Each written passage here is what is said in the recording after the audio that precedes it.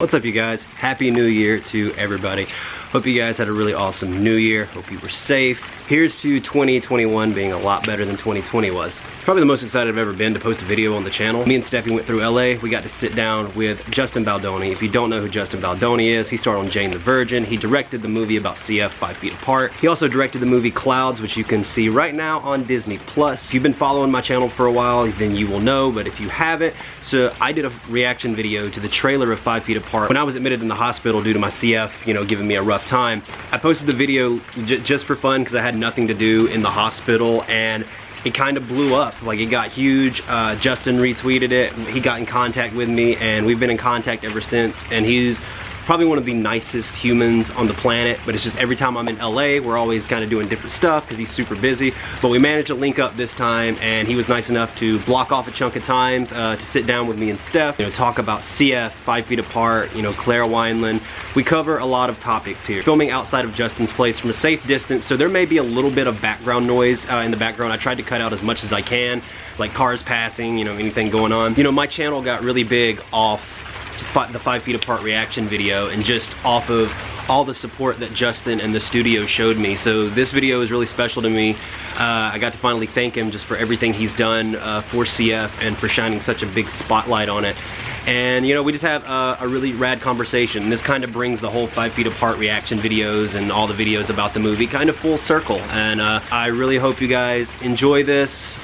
Justin, thank you so much, man, for taking time out of your day to hang with me and Steph, and just for being a rad person and using your platform for good. We need more people like you in Hollywood. But yeah, guys, this is a conversation between me and the director of 5 Feet Apart, Mr. Justin Baldoni. What's up, guys?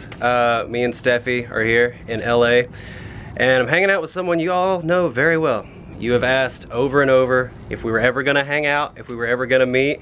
So now we're here with the man himself, Mr. Justin Baldoni. At a nice, socially distant. Yeah, we got space between us. So lots of. We're probably almost 8 feet. Yeah, we're good. Being extra careful. We're not taking a foot back. Don't worry.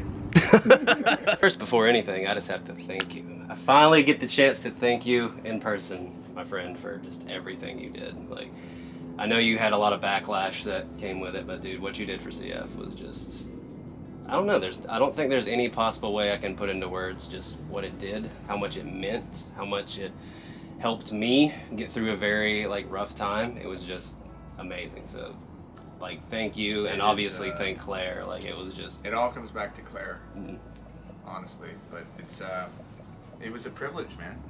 It was a privilege, and it was so worth it. And we were talking about this before cameras were rolling, but my wife and I were just talking, because when you made your video, I was really confused about some of the backlash that was coming, because again, my friends with CF were so supportive of this, and Claire helped me write it and develop it, and I was in this weird place because I was like, wait, I made this for them, and I didn't know that would happen. And then when I saw your video, I remember I just broke down crying, and Emily, we were in the car together because the studio had sent it to me, and I felt so grateful that and that you had done that, and then said what it meant to you, and been so vulnerable as you were in that first video, and I was so happy that it just blew up, and it was one of the first reaction videos from someone with CF. And then since then I've become friends with a few of the others, like Ashley and others, and it's just been really sweet, man. So I actually am grateful for you for being such an advocate. I made it for you guys, honestly. No, dude, you don't have to thank me at all. If I helped at all, take some of the pressure off you, or just get some of the the haters and all that, then cool. But no, it was just, especially because I watched the trailers and then read the backstory, and then when I actually saw it, so I went and saw it the first time solo, and I'm pretty sure I FaceTimed you, because I think you were on set, and you were in the makeup chair, FaceTiming me between takes, I think, and it was a lot. I just remember I held it together in the theater for most of the time, but then once I got in the car, it was just tidal, just tidal waves. Yeah. And then I took my mom to see it. And within the first 5 minutes, like as soon as Stella's friends like leave and she puts like the oxygen back on, I'm just sitting there and all I hear is and I'm like, oh no, it's already started. And she's the whole time just sobbing like uncontrollably. And she loved it, and now she follows you, and she's always like sending me texts being like, have you seen this video that Justin posted? I was like, I love the moms, man. I went with my whole family, like my grandparents and my dad and my sisters. Everyone cried. Especially with like the beginning where she's like vlogging and stuff, because it's like almost identical to me. Well, that was the thing, is so many of you with CF, you know, it's funny, it's kind of like we're all getting used to what it's like to essentially experience a tiny portion of what it means to have CF, at least as it relates to the world and other people. And so many of you have learned, you know, go to vlogging, go to, you know, community and the internet community to reach out and to share connection, because you're so isolated. And it's funny to see the world now doing that, right? But and how far ahead you guys were. But making her a vlogger was really based on Claire. I didn't realize how many people with CF were doing that already. And so it was just really sweet that so many were like, oh my God, that feels like me. And I think that was the gift that Claire gave to everybody. You know? oh, for sure. Claire was one of the people that inspired me to start vlogging. Exactly. She was like one of the OGs, right? Yeah. I totally wish I could have talked to her, but I kind of learned of Claire kind of towards like kind of near the end, because I know like My Last Days and all that, like I watched that and started catching up on her. I feel like as soon as I kind of knew who she was, then everything happened. And I was just like, man. You guys would have loved her. She was a rebel. She was a little rebel. Such a wise soul. Her mom and dad called her Little Buddha. Aww. She would just like channel this ancient wisdom in such a profound way, and she had the ability to like shift your life perspective with a conversation. You know, I was just going through my phone the other day, and I saw these old videos, you know, where she'd come into my office or come over, and we'd make like a video saying, hey, you know, raising money for her foundation, or, you know, send prayers, or, and it was just really sweet, because she was never good at that. She was great at advocating for CF, but she was terrible at asking people for help. I understand that completely. And I think a lot of people with CF do, you know. Because with with CF, obviously you have the parents and the families who are like, you know, making great strides, t-shirts, and they have that kind of supportive thing. So they're kind of like used to it. But like in my case, it was just always me and my mom, and like the family like support system wasn't there. So it was always just me and her. And then when I got older, I kind of made her quit coming to the hospital with me. Not that I didn't want her to be there, but I was like, you've done your job. Like I'm old enough to take this on now, so put you out. So then I just started carrying it myself. Just me. And then, you know, like that's really how vlogging started, because I used to write all the time because my mom wrote. So I would just write things down, and occasionally I'd let people read them, and they'd be like, hey, that's actually like kind of good. And then the blogging kind of switched towards vlogging, because I was like, I can kind of translate things better into words sometimes, you know, like actually spoken words than not just writing them down. But it's interesting too, because I've noticed in the couple years since that the people I've interacted with CF, like while you're all wildly different, you have a similar, there's like, I don't want to generalize, but I can't believe how many artistic people there are, like specifically with CF. And I don't know if that's like because you get creative having to spend so much time alone, or you're in the hospital a lot, or whatever it is. But there are so many like artists and vloggers and writers, and you know, it's been a very unique thing. And also the idea that, you know, how you just said that you kind of took it on yourself. A lot of people asked why there weren't very many parents in the movie. And that was because of that. Like, it was one of the things Claire said. She's like, yeah, like my parents worked. Like, they couldn't just drop everything and come and be in the hospital with me every day. And they'd come if I, like, for, you know, birthdays or holidays, or like, you know, my dad would come and we'd sing guitar, like, you know, sing and play guitar every once in a while. But for the most part, it was her and the doctors and the nurses. Right. Which she said also made her grow up like so much faster. Which is another thing that I've noticed, is so many of the young people I meet with CF feel like they're years ahead of other people their age. Oh yeah. In terms of like even their ability to communicate, and how much they know about their bodies and their their own illness and medication and how they can advocate for themselves. It's been a really cool thing to see, and I believe deeply now that, you know, this medication is out and it's doing so much for you. Like, I feel like the people that have CF that are now going to have a new lease on life and able to live to like be, you know, 70, 80, 90 years old. I feel like you guys are some crazy cool shit.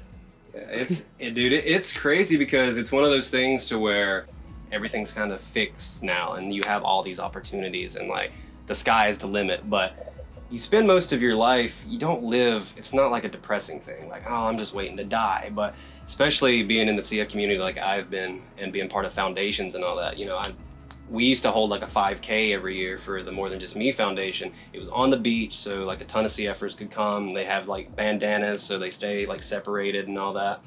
And like the first year, man, it was like 50, 60, 70 people, and like we kind of took a spread out group like beach photo. And then every year after that, you'd look at that group photo and you could go through and start like crossing off people who wasn't with us anymore. And so it's like one of those things to where you know how quick it can happen. The healthiest person, I mean, Erin, she was blowing 130% after her lung transplant. She was like Mayo Clinic's like biggest success story. And she caught something that legit turned her lungs into basically like stone. They became rigid. And they had to put her under to like try to relieve some of the pressure and everything, but she never woke up from it. So it's one of those things where you know, like you don't want it to happen, but you kind of always know that it's there, you know, like the end of life thing. And I think whenever you kind of hold hands with death like that and find this peace with death, that everything that you kind of do in life after that is like, you know, it's not that big of a deal. But now that it's not there, it's just like, I didn't prepare for this, you know. I'm like, I gotta worry about like credit scores now and like maybe like getting like a stable job and all funny. That's really funny. Yeah. Like that's some dark comedy right there. Right? You should write, like, that's hilarious. We're like, both going through like existential crises now. But Claire was the same way. I remember Claire when she thought, because I think she was on the trial and she didn't know if she was getting the placebo or not of what's it called again? Trikafta. Of Trikafta. And she kept telling me like, God, I just want to make it because I'm so close to a cure. I just got to hold out for like 4 or 5 more years. But I remember when she got in that trial, she was more scared of the idea that she wasn't going to die than she was of dying, because her whole life she had talked about like, well, you won't live to 18 or you might live to 25 or whatever. And the idea of a full life terrified her and it gave her anxiety. And I'd never heard anything like that before. That is legit what I am living right now. So now you're on the other side of it and you're like, what I can do anything? Yeah, exactly. What do I do? But that's why I think it's people like you guys who can change the world, because you don't have the same fear of death that all of us have, right? Like most people that aren't born with a chronic illness, we spend our lives running from the idea that we're going to die, right? When you're born with a chronic illness, it seems like it's a part of your life. Even if you're not super sick and it's not going to happen tomorrow, or you know, you might live to however long, it's got to be somewhere in the back of your mind. But for those of us who are just seemingly normal, right? We're afraid of it. Yeah. So what can you do in your life if you don't have that fear? And I think some of the greatest thinkers and poets and activists and change makers and entrepreneurs are people that use death as an ally. Which, this is why I go back to, like, you know, with a potential cure and something like what's happening with you guys, like the CF community could just go bonkers and change the world, man. Because you don't have the same fear. Like you're once you can get over that new fear, you're just like, and all of us are in slow motion. Like, right. Yeah, it's mainly just like like an anxiety thing. Because me growing up, you know, I mean, I couldn't like holding jobs and all that was hard just because CF. And then once I got a little older and my health stabilized a little more after that, it was like it was like you have like the hourglass in the sand. You know it's always falling, so you don't worry about it getting to the end. You're just like, how much life can I fit into the time like I have? Hamilton, like you're running out, like you're writing, like you're running out of time. Yeah, so it's just like, let's just go. Don't worry about jobs. We'll get money here. We'll get money this way. We'll do this. And now it's just like, I don't want to lose that like wanderlust in me that kind of always like, you know, like her, just like jump up, get in a van, and I've been in a van for a month and a week now, you know, just traveling across the country.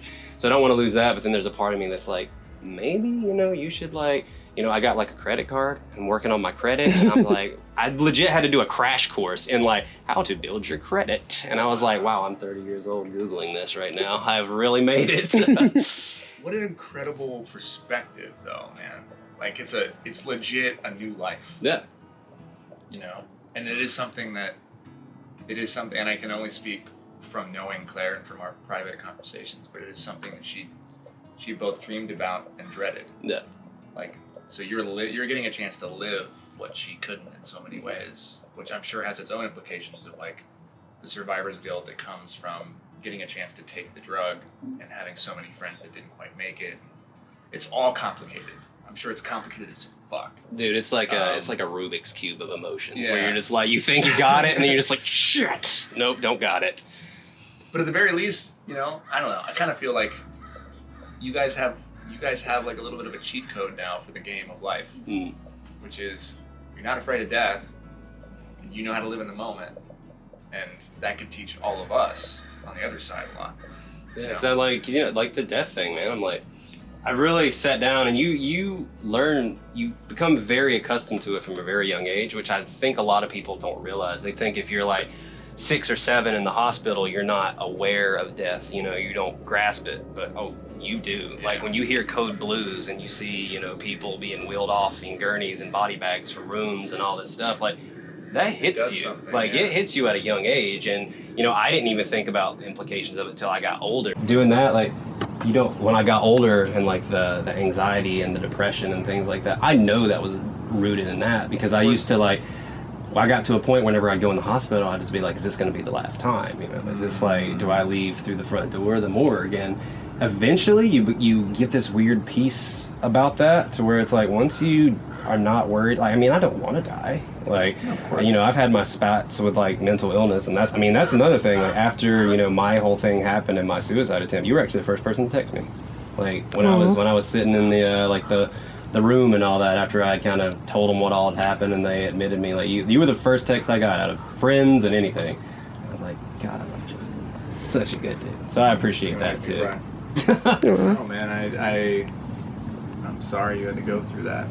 It was just a culmination of a lot, because at that, I haven't started kind of getting clear-headed and living like I want to until recently, because like I said, the survivor's guilt stuck with me, and instead I couldn't really focus on like, okay, I'm living for them now. All I could think about was like, you are alive and they're not, you're an asshole. Like that was legit my whole thing. Complicated stuff. And then when you just think about your friends who, they never missed a treatment, you know, like, you know, people that I've been really close to, because like the 3 main people, you know, that I lost my friend Elisa in 2011, my friend Wesley in 2012, and then Aaron passed, what was that, like 5 years ago?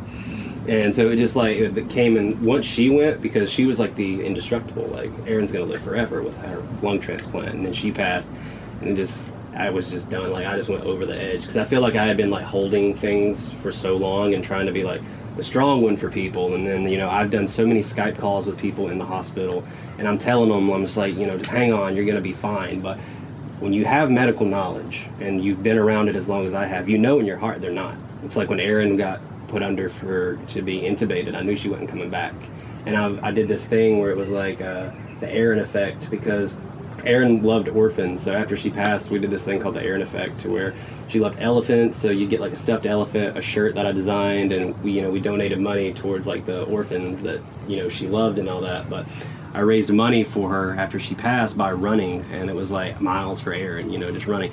And I knew she was gone. Like that's the thing. But I used to just run, dude. I ran crazy like every day. I would run for like 20 miles until I couldn't run anymore, because it's like I just had to keep focused. And then I remember I got done with a run one day when they kind of, her mom posted that they were going to say like last goodbyes, and then I got the text, and after that it was just like something in me just went, and then I buried it and tried to like wall it up for a while, and then between that, like, you know, that doesn't marriages ending and all that, it was just, I just hit like I was just like, I can't do this anymore, like I can't. And then But it was weird because my nurse called me, and she never just randomly calls me. She's like, something told me that I needed to call you. Are you all right? And it was the day after.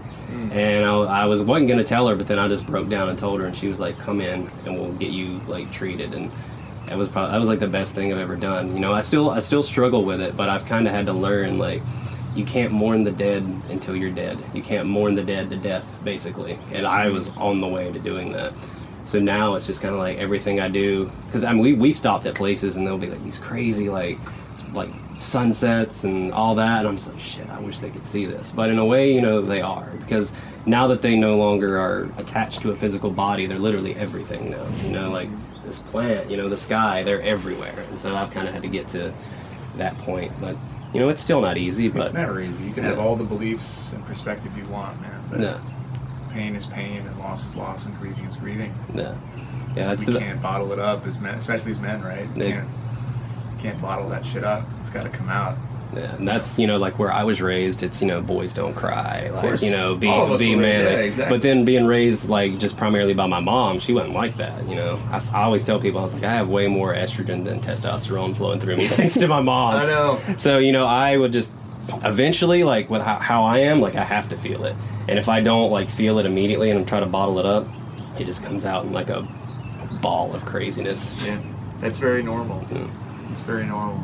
But now it's things are good. Like I'm feeling content, you know, for the first in a while. You know, there's still things going on that I'll probably never, it's the biggest thing is like being able to put down things. Like there's things in your life that you carry that you can put down, and then there's some that you just can't. Yeah. And it's a matter of like kind of going through the bricks and being like, I don't need this one. I don't need this one. And knowing you're not alone. Yeah. Also, I think community is really important. You know, you guys obviously have found each other and become friends and have a lot of similar things, and your other friends, and that's, you know, we can't underestimate the power of community, and that's sharing our hearts. And you know, this human experience is not, like, we were never promised happiness. No, we were never promised a pain-free, suffer-free life, you know, and those who have achieved the most have suffered the most also. So I just think that it's about like, how do we relate to one another while we're in pain, while we're suffering, while we're dealing with our mental health and depression and things like that. The idea of doing it alone is the thing that I think kills us at the end of the day. Oh yeah, because even if you have like, whenever you're like in like the throes of like mental illness and all that, even if you have a billion people telling you that they love you and they're there for you, if you don't love yourself, and you can't, like, you just can't see it. Yeah. And you know, that's where I got, and thankfully, you know, I've kind of got through it, and you know, 5 feet apart thrusted me back into the CF world. I don't know if I was quite ready for it, like, but I mean, if I did, I probably still wouldn't kind of be back in it, because I was just like, I gotta keep that away because I can't lose any more people. But now, it's weird with Trikafta now, but it's amazing. Like, I meet people who are on it, and it's like when you meet people with CF before, you kind of subconsciously, there's like a little seed that's planted where you have to kind of be prepared to lose them. And that's a very bad thing that I've dealt with, being someone who's always had pretty decent lungs. It's like that whole, you know, survivor skill thing. But now it's like you meet people and they're like, dude, my lungs have went up to like 100%, and it's just like, wow. Like every day, it's just like, that's just crazy. Wow, what a gift, man. Right? No incubus. I could totally see that being your ringtone. That's like the perfect ringtone for you. I love it. Oh, well, it's so nice to meet you in person, man. Dude, I know, finally. You know, like, I was stoked. Thank you for making time, because I know you're so, like, you're swamped with stuff. There's always time, man. There's always time, especially for people like you. I really appreciated what you did for the movie and the humanity that you brought to it socially. Because the truth was that I told Ashley, I did a podcast for Ashley Rose's. You know, Claire and I were supposed to go through this together, right? So we started this, and it was supposed to be her and I. You know, so she would have been next to me doing all the press, and it was a way that it was going to be how we introduced CF to the world via Claire. And my overall mission and plan was to make her, you know, really a spokesperson, not just for CF, but for people with a chronic illness, to understand that the illness doesn't define them. Yeah. And so when she died, I was alone in this. Like, there was nobody at all. You know, on the studio side, because, you know, the studios control the movie, and I'm just the director and producer, but there was nobody on the set, aside from the nurse, but in the production team that knew anything about CF. It was just me. And she was supposed to be like with me, and I was also mad at her when she died. I was like, what the fuck? Like, we're finally here, and I had nobody to help me or teach me, you know. And so when things got crazy and the movie came out, and you know, it was me fighting with the studio saying like, no, don't do that. Like, you can't do that. You know, I remember they did some crazy stupid, I don't know what it was, but it was like they paid influencers or something. And I'm like, what are you doing? Like, what? Like, you can't do that. And they were like, why? And I'm like, you don't understand. Like, you're talking about a group of people. This is, you know. Oh man, I remember that now. Oh dude, I totally forgot that. I was alone fighting against the, like, you know, 1,000-pound gorilla who just didn't have any comprehension of the illness that they were advocating for. And so feeling so lonely and like trying to also learn in real time and understand people's points of view, like when I saw your video, it just touched my heart, and it really, again, it made me feel less alone. And you know, that's why I was just so grateful for you, and you know, why it was such an easy thing to become friends with you after that. Yeah, no problem at all. And really, once I learned, you know, about Claire and you and just how much love and care that you had in the movie, that's when I was like, all right. I was like, they can like lash out at me. They've been doing it for years. So I was like, cool. I was like, I'll take it on. Everyone's got their own thing, man. And that's the other thing I've learned is everybody has their own reasons for why they feel the way that they feel. Yeah. And as somebody with, you know, health and able-bodied privilege, like, it's not my place to jump into that conversation. No. You know, like, it's just my place to do my best to help use my platform and the tools that I've been given to advocate for people in their situations, you know. Which is why I was so happy. The response we've gotten from Clouds with osteosarcoma has been so beautiful, and like that community is so united in, you know, raising money and trying to find a cure and using the movie to leverage that. And so I'm excited for your reaction video for Clouds. Oh yeah, I'll have to do one when I'm ready to. You guys should watch it together and do a reaction video together. True, I can actually get her to watch a movie because she barely watches TV or movies. So like, good for you. 50% of like my vocabulary is quoting random things from movies, and she'll just be like, "Cool." And I'm like, we were in Alabama, and I quoted Forrest Gump. She's like, "I've never watched that." I was like, how have you not watched Forrest Gump? It's that, or she just thinks you're like a genius with all the great perspectives on life. You should never tell her they're all from movies. Exactly. Well, thank you guys so much for coming by, dude. So dude, no problem. Thank you for like taking some time and having us. I'm glad we actually finally got to meet. Oh, man. After so long. It's been so sweet. Of being in LA and like this every time. Yeah, well then the next time you come back, who knows, maybe we'll be able to hug. Yeah, right? Hug it out like men. I hope everybody enjoyed that. Justin, again, man, thank you so much for everything you did. Huge shout out to Steffi Lee for filming for me. That was just an amazing day, an awesome conversation. And be sure to check out Justin. You know, just type in his name, Justin Baldoni. He does so much rad stuff to kind of help advocate and make a change with the platform that he has. Like, he's just an amazing dude. But yeah, thank you guys so much for checking out the video. It means a lot to me. I hope you guys enjoyed it. I'm out of here. I'll see you on the next one we post. I love all you guys. Happy New Year. Y'all have a good one. Peace.